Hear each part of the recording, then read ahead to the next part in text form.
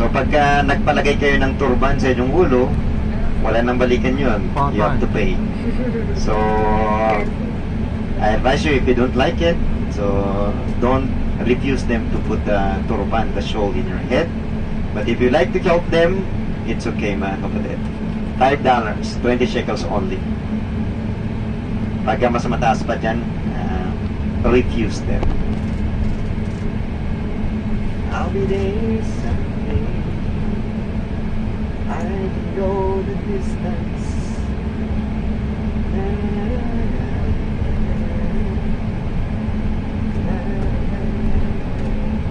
So on January and February and March, that is the best months to come in this place.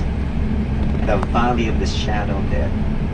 This is the heartland of the shepherds because it belongs to the tribe of Judah, and the Judites, the tribe of Judah, basically their source of living is shepherding.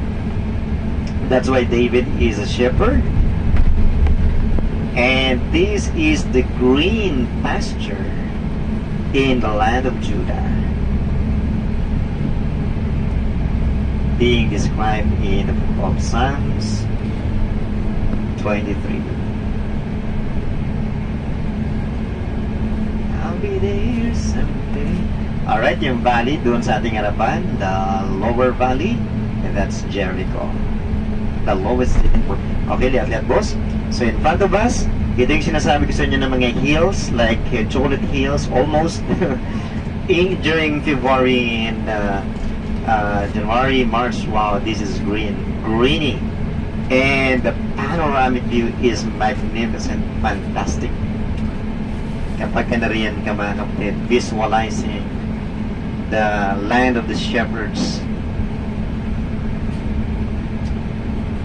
Okay, so part of that, yung tinuturo ko dyan sa left side natin, you're going to see it in a while, but on the other angle. And we are very close to the image of the righteous man, which is like a tree that is planted by the rivers of water that bringeth forth his fruit in his season, and his leaf also shall not wither. Oh, what's that? Tulog na. Okay. I can go the distance. Okay, malapit na tayo doon sa like a tree that is planted by the rivers of water. I'll be there someday.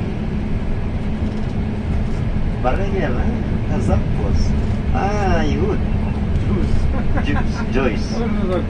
Rose. When? ¿Cómo fue esta vez?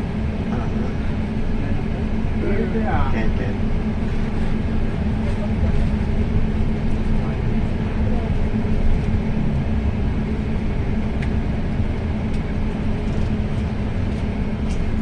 Sige siya po, yes ma'am. Tel Aviv. Tel Aviv.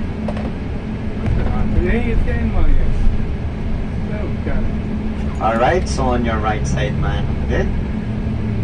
Okay. Lihat-lihat, boss. Efo. Odfamtat. Ini. Okay. Alright, so this is the image of the righteous man. The tree on our right side. That's it. Lihat-lihat, boss. Okay. So that's the tree that I'm telling you. That is the exact representation of the righteous man in Psalms chapter 1. The righteous is like a tree that is planted by the rivers or by the way of the water. He shall bring forth in his season.